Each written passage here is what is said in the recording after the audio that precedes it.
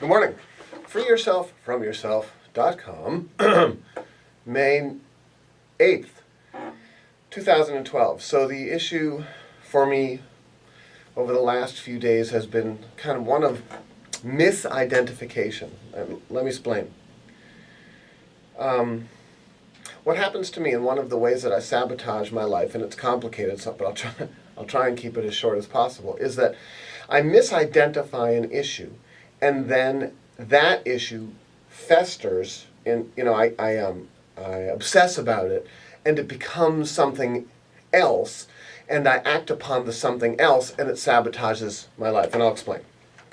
So, I'm a soccer coach by trade, and there are limited field space for all of the teams that practice. Now,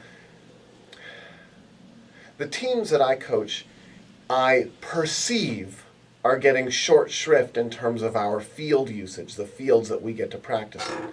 Now, part of the issue is that because I'm a people pleaser by nature, because I'm a sycophant, I wish I weren't, but I am, by nature, and it's part of who I am, it's part of my makeup, that I get very fearful of people not liking me, and so then I act to try and alleviate that by sometimes sabotaging myself in a small way by doing things that maybe aren't what I believe, but then doing them because I don't want to incur the dislike of somebody. So in this case, deferring to other coaches and saying, sure, we'll use the smaller field, sure, we'll use that field, as opposed to standing up for, saying, no, it needs to be more equitable.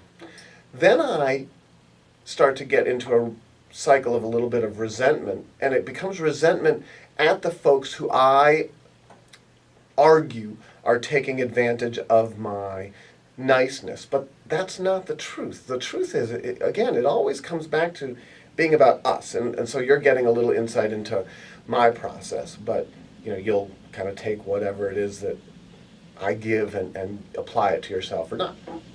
So it's about me. It's about the fact that because my nature is to not want to create friction and want people to say, oh, Dan, isn't he a great guy? I will choose to use or defer to those other coaches and say, oh, no, we'll use the smaller field. And then I start to resent the fact that we're using the smaller field. That's number one. And then I say, oh, the other coaches, they're not flexible. Not fair.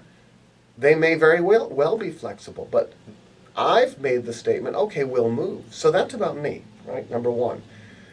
Then number two, if I reach out, if I start pushing back and saying, this whole field thing isn't fair, now I'm starting to move in that direction of sabotaging my life, because I can continue to push that issue of equity to the point where, there have been times in my life where I've been like, I'm going to take my ball and go home then. It's an incredibly interesting cycle where all of a sudden I am on the outs of a situation because of a misidentification that I need to own. I need to own that. That's number one. Then number two is how the issue ends up playing out. So, and again, with this example of the fields, what ends up happening, and this is, again, it's just who I am. It's just my nature, and we all have our own natures, and the self-sabotage comes from obeying our nature and saying that because this is who I am, it's true and it's real, and I have to honor it. And that's the place where I think we need to learn. I need to learn, and I'm almost 50 years old and I'm still working on it, to step back and say, okay, this is my nature and my reactive self that is in this situation, but I don't need to respond to that. I can just observe it. So what ends up happening is, as the conflict over the fields starts to percolate, I start to obsess that, oh my gosh, now the people with whom I work aren't going to like me because I'm creating this big stink over the fields. And all of a sudden I've created this enormous conflict in my mind that's going on that may not be real at all.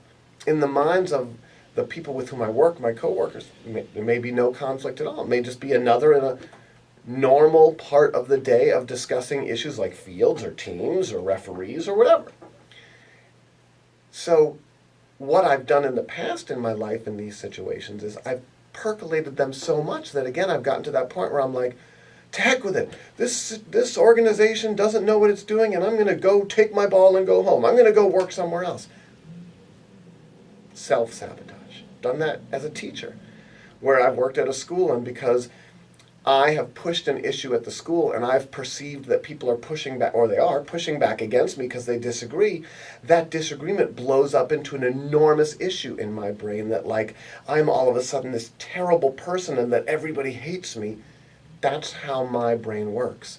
And the self-sabotage comes from honoring and bowing to how my brain works, as opposed to stepping back and saying, oh, there goes my nature running amok. That's the key to eliminating or mitigating, minimizing self-sabotage, is not always bowing to our nature, not always saying because we believe something, because we see something, because we perceive something, that everybody else perceives it that way. Not seeing ourselves as the center of that universe and that our view should be the worldview. And taking that step back and saying, you know what? I'm going to sabotage myself if I continue to obsess about this issue, and if I react to my perceptions of this issue and keep pushing it. So this has been a really verdant few days for me with regard to this issue of the fields and issues of my perceptions with regard to other people with whom I work.